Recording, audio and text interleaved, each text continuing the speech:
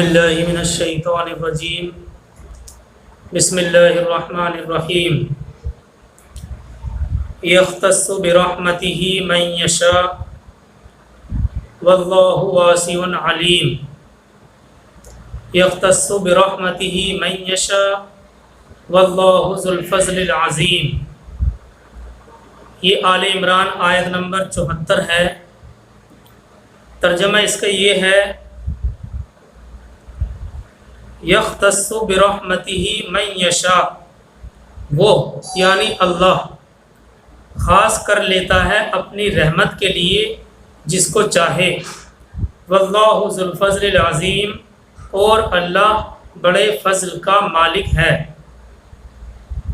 اور وہ خاص کر لیتا ہے اپنی رحمت کے لیے جس کو چاہے، اور اللہ بڑے فضل کا مالک ہے۔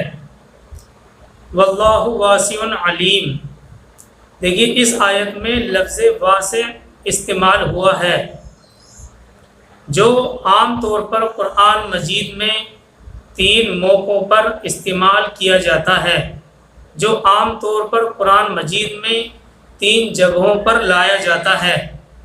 سب سے پہلے وہ جگہ اور وہ موقع جہاں انسانوں کے کسی گروہ کی تنگ نظری، تنگ خیالی اور تنگ نظری کو ذکر کیا جاتا ہے اور اسے حقیقت پر آمادہ کرنے کی ضرورت پیش آتی ہے کہ اللہ تعالیٰ تمہاری طرح تنگ نظر نہیں ہے۔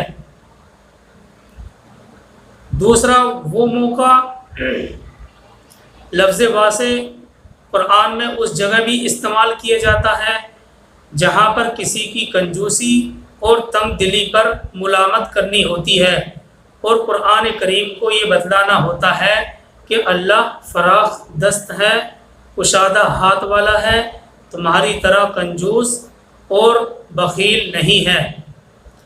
تیسرا اس جگہ پر قرآن میں لفظ واسع کو لایا جاتا ہے جہاں لوگ اپنے خیال کی تنگی کی وجہ سے اللہ کی طرف کسی قسم کی محدودیت منسوب کرتے ہیں، اور انہیں قرآن نے بتانا ہوتا ہے کہ اللہ غیر محدود ہے۔ یہ آیت قرآن کریم میں جگہ جگہ آتی ہے، واللہ واسع علیم، واللہ واسع علیم۔ تو لفظ واسع عام طور پر 3 جگہوں پر استعمال کیا جاتا ہے، وہ تینوں وضاحت آپ کے سامنے آ گئی ہیں۔ آسان الفاظ میں ہم یہ بھی کہہ سکتے ہیں کہ اللہ ایسا اول ہے جس کی شروعات کوئی نہیں، واللہ واسع علیم، اور اللہ کشادہ، واسع اور جاننے والا ہے۔ یعنی یہ بھی آسان الفاظ میں کہہ سکتے ہیں کہ اللہ ایسا اول ہے جس کی شروعات کوئی نہیں، اور ایسا آخر ہے جس کی انتہا کوئی نہیں۔ آگے چلتے ہیں آیت نمبر 75 کی طرف۔ اللہ تعالیٰ فرماتے ہیں وَمِنْ أَهْلِ الْكِتَابِ مَنْ إِنْ تَأْمَنْهُ بِقِنْطَارٍ يُؤَدِّهِ إِلَيْكَ وَمِنْهُمْ مَنْ إِنْ تَأْمَنْهُ بِدِينَارٍ لَا يُؤَدِّهِ إِلَّا مَا دُمْتَ عَلَيْهِ قَائِمًا ذَلِكَ بِأَنَّهُمْ قَالُوا لَيْسَ عَلَيْنَا فِي الْأُمِّيِّينَ سَبِيلٌ وَيَقُولُونَ عَلَى اللَّهِ الْكَذِبَ وَهُمْ يَعْلَمُونَ۔ یہ آیت 75 ہے، اور اس کی وضاحت تھوڑی آئی تھی، تھوڑی رہ گئی تھی، آج اس کو انشاءاللہ پورا کیا جائے گا۔ اللہ تعالیٰ فرماتے ہیں وَمِنْ أَهْلِ الْكِتَابِ مَنْ إِنْ تَأْمَنْهُ بِقِنْطَارٍ يُؤَدِّهِ إِلَيْكَ۔ ترجمہ، اور اہل کتاب میں سے ایسے لوگ بھی ہیں کہ اگر تم ان کے پاس امانت رکھو بہت سا مال، بیان القرآن نے ترجمہ کیا ہے ڈھیروں مال، تو وہ تمہیں پورا پورا لوٹا دیں گے۔ یعنی اہل کتاب میں امانت دار لوگ بھی موجود ہیں۔ وَمِنْ أَهْلِ الْكِتَابِ مَنْ إِنْ تَأْمَنْهُ بِقِنْطَارٍ يُؤَدِّهِ إِلَيْكَ، اور اہل کتاب میں سے کچھ لوگ ایسے بھی ہیں کہ اگر تم ان کے پاس کچھ مال امانت رکھو، اگر تم ان کے پاس امانت رکھو بہت سا مال، تو وہ تمہیں پورا پورا لوٹا دیں گے۔ یعنی اہل کتاب کے پاس امانت دار لوگ بھی موجود ہیں۔ اور اس آیت کا اگلا ٹکڑا ہے وَمِنْهُمْ مَنْ إِنْ تَأْمَنْهُ بِدِينَارٍ لَا يُؤَدِّهِ إِلَيْكَ إِلَّا مَا دُمْتَ عَلَيْهِ قَائِمًا، اور ان میں سے بعض لوگ ایسے بھی ہیں کہ اگر تم ان کے پاس 1 دینار بھی امانت رکھو تو وہ تمہیں واپس نہیں کریں گے مگر جب تک کہ تم ان کے سر پر کھڑے نہ رہو۔ کچھ لوگ ایسے بھی ہیں اگر آپ ان کے پاس 1 دینار رکھ دو تو وہ تمہیں واپس نہیں کریں گے جب تک کہ تم ان کے سر پر مطالبہ کرنے کے لیے کھڑے نہ رہو۔ دیکھیے، اس آیت کی وضاحت میں جانے سے پہلے ہمیں یہ سمجھنا چاہیے کہ اس آیت کریمہ میں دعوت کی حکمت کے اعتبار سے ایک اہم نقطہ بیان ہوا ہے۔ دعوت کی حکمت کے اعتبار سے ایک بہت اہم نقطہ بیان ہوا ہے کہ برے سے برے گروہ میں بھی کچھ نہ کچھ اچھے انسان ضرور موجود ہوتے ہیں۔ چنانچہ ایک داعی کے لیے، یعنی وہ شخص جو لوگوں کو دین کی طرف بلاتا ہے اس کو داعی کہتے ہیں، تو ایک داعی کے لیے ضروری ہے کہ ایسے لوگوں کا تذکرہ بھی کرتا رہے تاکہ ان کے دلوں کے اندر نرمی پیدا ہو۔ اسی طرح انسانوں کا معاملہ بھی ہے کہ برے سے برے انسان کے اندر کوئی نہ کوئی اچھائی ضرور موجود ہوتی ہے۔ اس لیے اگر کسی شخص کو حق کی دعوت دے رہے ہیں، اگر آپ کسی شخص کو حق کی دعوت دے رہے ہیں تو اس میں جو اچھائی ہے اس کا اعتراف کرنا چاہیے تاکہ اس کو معلوم ہو جائے کہ آپ اس کے خیر خواہ ہیں، آپ اس کی بھلائی چاہتے ہیں اور آپ اس کی اچھائیوں کو پسند کرتے ہیں اور صرف ایک غلطی کی اصلاح کرنا چاہتے ہیں۔ اس طرح اس کے دل میں کشادگی پیدا ہوگی اور وہ آپ کی بات سننے کے لیے آمادہ ہو جائے گا۔ تو آیت کا جو دوسرا جملہ تھا، یعنی وہ لوگ کہ اگر تم ان کے پاس 1 دینار بھی رکھو تو وہ تم کو واپس نہیں کریں گے مگر جب تک کہ تم ان کے سر پر کھڑے نہ ہو جاؤ۔ اہل کتاب میں سے اکثر لوگوں کا تو ایسا ہی حال تھا، لیکن ان میں سے جو تھوڑے بہت دیانت دار تھے، امانت دار تھے، قرآن کریم نے ان کا بھی ذکر کر دیا۔ اس قسم کے کردار والے لوگ یعنی امانت دار اور دیانت دار اس وقت عیسائیوں میں تو موجود تھے لیکن یہودیوں میں نہ ہونے کے برابر تھے۔ لیکن قربان جائیے قرآن کریم کے اس جملے پر، اس جملے نے اہل کتاب کہہ کر ان کا بھی ذکر کر دیا ہے، لیکن آگے خاص طور پر یہود کا ذکر کر کے یہ بتلایا گیا ہے کہ آخر ان کے اندر یہ بددیانتی اور بے ایمانی کیوں آ گئی تھی۔ اللہ تعالیٰ فرماتے ہیں ذَلِكَ بِأَنَّهُمْ قَالُوا لَيْسَ عَلَيْنَا فِي الْأُمِّيِّينَ سَبِيلٌ۔ ذَلِكَ بِأَنَّهُمْ، یہ یہود کا قول نقل کیا جا رہا ہے۔ ذَلِكَ بِأَنَّهُمْ قَالُوا لَيْسَ عَلَيْنَا فِي الْأُمِّيِّينَ سَبِيلٌ وَيَقُولُونَ عَلَى اللَّهِ الْكَذِبَ وَهُمْ يَعْلَمُونَ۔ یہ اس لیے ہے کہ وہ کہتے ہیں یعنی یہود، یہ اس لیے ہے کہ وہ کہتے ہیں کہ ان امیین کے بارے میں ہم پر کوئی ملامت نہیں ہے۔ امیین کہتے ہیں جو یہود کے علاوہ کو امیین وہ لوگ کہتے ہیں۔ تو اللہ تعالیٰ فرماتے ہیں یہ اس لیے ہے کہ وہ کہتے ہیں کہ ان امیین کے بارے میں ہم پر کوئی ملامت نہیں ہے۔ یہودیوں کا یہ عقیدہ توریت میں نہیں ہے، لیکن ان کی مذہبی کتاب کا درجہ توریت کے بجائے تالمود کو حاصل ہے۔ یوں سمجھنا چاہیے کہ توریت تو ان کے لیے ام الکتاب ہے، جبکہ ان کی ساری شریعت اور قانون اور اسی طرح سے عبادتوں کی ساری تفصیل تالمود میں موجود ہے۔ اور تالمود میں یہ بات بھی موجود ہے کہ ایک یہودی کے لیے دوسرے یہودی سے جھوٹ بولنا حرام ہے، لیکن کسی غیر یہودی سے جھوٹ بولنے میں کوئی برائی نہیں ہے۔ اسی طرح ایک یہودی کے لیے کسی یہودی کا مال ہڑپ کر جانا حرام اور ناجائز ہے، لیکن کسی غیر یہودی کا مال جس طرح چاہو دھوکہ، فریب اور بددیانتی سے ہڑپ کرو، سب جائز ہے، اس پر کوئی مواخذہ نہیں ہے۔ اسی طرح سے ان کے نزدیک انسانیت کا شرف صرف یہودیوں کو حاصل ہے، جبکہ غیر یہودی ان کے نزدیک انسان ہی نہیں، غیر یہودیوں کو وہ انسان نما حیوان سمجھتے ہیں۔ یہ سب باتیں تالمود میں موجود ہیں، اور ان کا عقیدہ یہ بھی ہے کہ غیر یہودیوں سے ہر قسم کا فائدہ اٹھانا ان کا حق ہے، جیسا کہ گھوڑے کو، تانگے اور بیل کو حل کے اندر جوت لینا اس کے مالک کا حق ہوتا ہے۔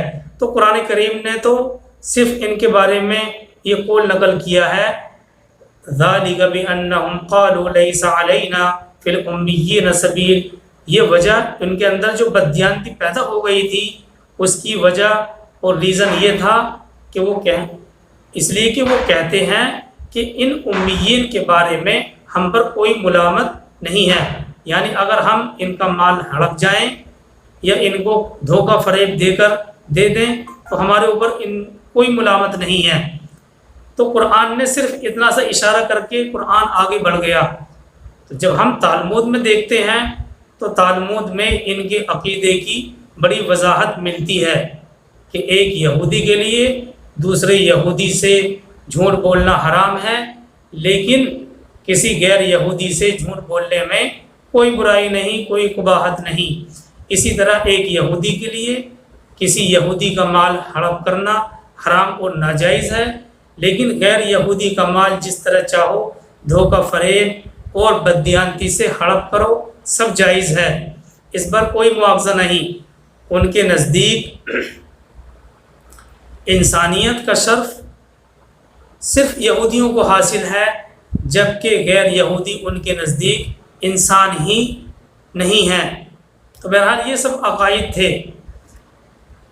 اور آگے اللہ تعالیٰ فرماتے ہیں وَيَقُولُونَ عَلَى اللَّهِ الْكَذِبَ وَهُمْ يَعْلَمُونَ،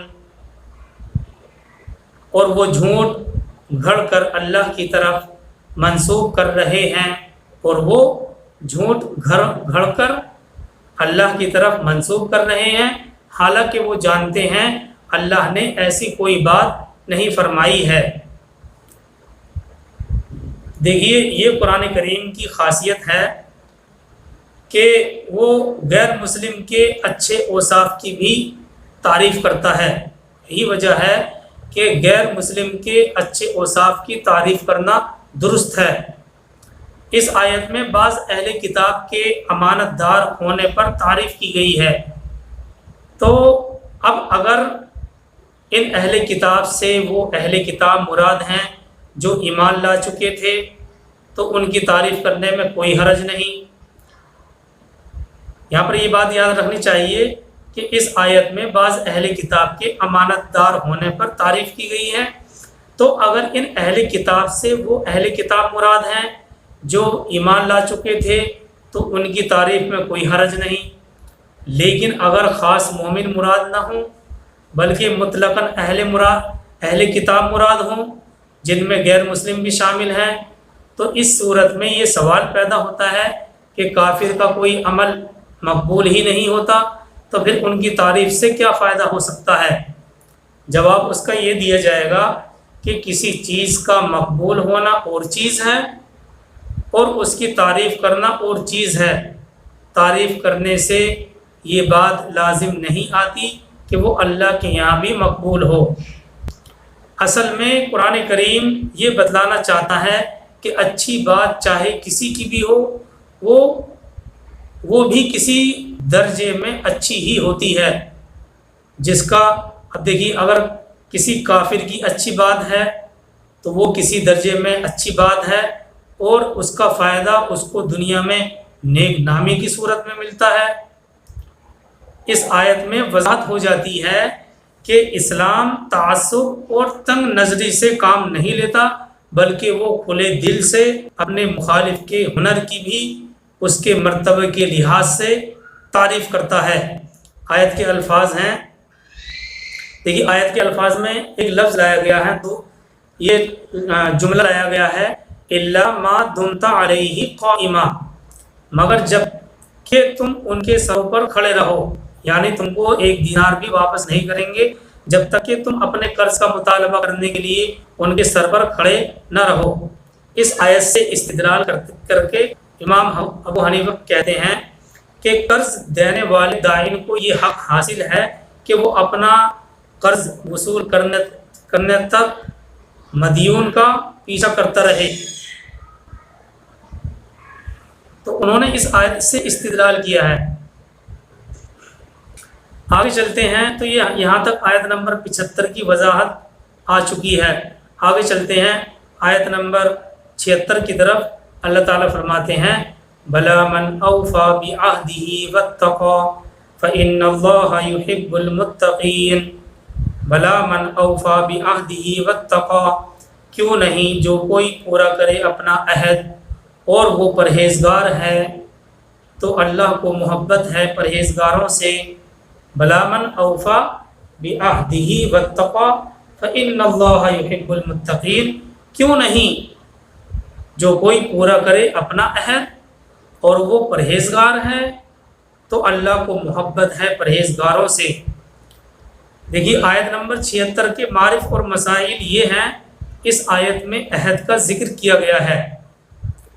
عہد اس قول کا نام ہے جو فریقین کے درمیان آپسی بات چیت سے طے ہوتا ہے،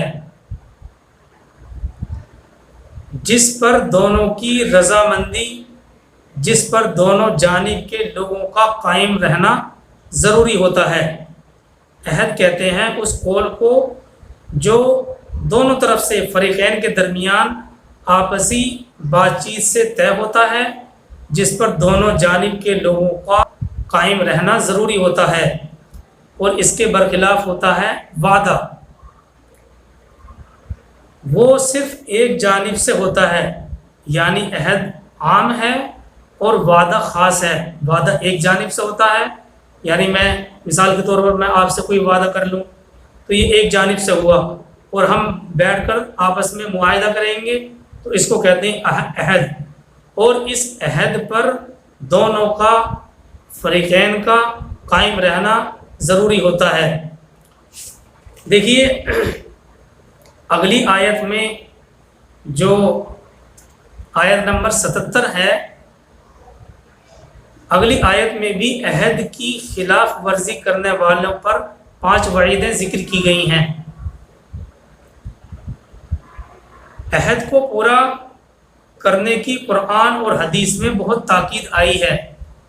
جو لوگ عہد کی خلاف ورزی کرتے ہیں ان کو جنت کی نعمتوں سے کوئی حصہ نہیں ملے گا۔ جو لوگ عہد کی خلاف ورزی کرتے ہیں ان کو جنت کی نعمتوں سے کوئی حصہ نہیں ملے گا۔ ایک حدیث میں ہے کہ رسول اللہ صلی اللہ علیہ وسلم نے ارشاد فرمایا، جس آدمی نے جھوٹی قسم کے ذریعے کسی مسلمان کا حق دبا لیا تو اس نے اپنے لیے آگ کو واجب کر دیا۔ راوی نے عرض کیا اگر وہ چیز معمولی سی ہو تب بھی اس کے لیے آگ واجب ہو گئی اللہ کے نبی؟ تو آپ صلی اللہ علیہ وسلم نے عرض کیا اگرچہ وہ درخت کی سبز ٹہنی ہی کیوں نہ ہو، اگرچہ وہ درخت کی سبز ٹہنی ہی کیوں نہ ہو۔ اب آگے چلتے ہیں آیت نمبر 77 کی طرف۔ یہی وہ آیت ہے جس میں 5 وعیدیں ذکر کی گئی ہیں عہد کی خلاف ورزی کرنے پر۔ اللہ تعالیٰ فرماتے ہیں ان الذین یشترون بعہد اللہ وایمانہم ثمنا قلیلا اولئک لا خلاق لهم فی الآخرۃ ولا یکلمهم اللہ ولا ینظر الیہم یوم القیامۃ ولا یزکیہم ولہم عذاب علیم۔ یقیناً وہ لوگ، ترجمہ ان الذین یشترون، یقیناً وہ لوگ جو اللہ کے عہد اور اپنی قسموں کو بیچتے ہیں حقیر سی قیمت کے بدلے، یعنی جب وہ دیکھتے ہیں کہ لوگ ہماری باتوں پر شک کر رہے ہیں تو اللہ کی قسم کھا کر کہتے ہیں کہ ایسا ہی ہے، آگے اللہ تعالیٰ فرماتے ہیں اولئک لا خلاق لہم فی الآخرہ، یہ وہ لوگ ہیں جن کے لیے کوئی حصہ نہیں آخرت میں. اولئک لا خلاق لہم فی الآخرہ، یہ وہ لوگ ہیں جن کے لیے کوئی حصہ نہیں آخرت میں. ولا یکلمہم اللہ، اور اللہ ان سے کلام نہیں کرے گا. ولا ینظر الیہم یوم القیامۃ، اور نہ ان کی طرف نظر کرے گا قیامت کے دن. ولا یزکیہم، اور نہ ان کو پاک کرے گا. ولہم عذاب علیم، اور ان کے لیے دردناک عذاب ہے. یہ مضمون سورہ بقرہ آیت نمبر 174 میں تفصیل کے ساتھ آ چکا ہے. مزید وضاحت کرنے کی ضرورت نہیں ہے، صرف ترجمہ ہم نے، کیونکہ آیت 77 ہے سورہ آل عمران کی اور لگاتار ہمارا ترجمہ چل رہا ہے، اس لیے ہم نے ترجمہ کر دیا. یہی وہ لوگ ہیں، یقیناً وہ لوگ، ان الذین یشترون، یقیناً وہ لوگ جو اللہ کے عہد اور اپنی قسموں کو بیچتے ہیں حقیر سی قیمت کے بدلے. اولئک لا خلاق لہم فی الآخرہ، یہ وہ لوگ ہیں جن کے لیے کوئی حصہ نہیں آخرت میں. اللہ ان سے نہ تو بات کریں گے اور نہ ان کی طرف رحمت کی نظر سے دیکھیں گے اور نہ ان کو پاک کریں گے، اور ان کے لیے دردناک عذاب ہوگا. آگے چلتے ہیں آیت نمبر 78 کی طرف.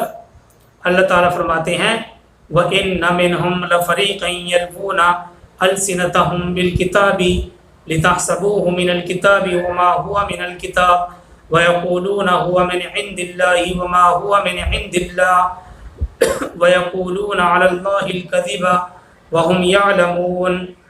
اور ان میں سے یعنی اہل کتاب میں سے، اور ان میں سے ایک گروہ ایسا بھی ہے جو اپنی زبان کو توڑ مروڑتا ہے کتاب کو پڑھتے ہوئے، تاکہ تم سمجھو کہ وہ جو کچھ پڑھ رہا ہے وہ کتاب ہے، حالانکہ وہ کتاب میں سے نہیں ہے، حالانکہ وہ کتاب میں سے نہیں ہوتا.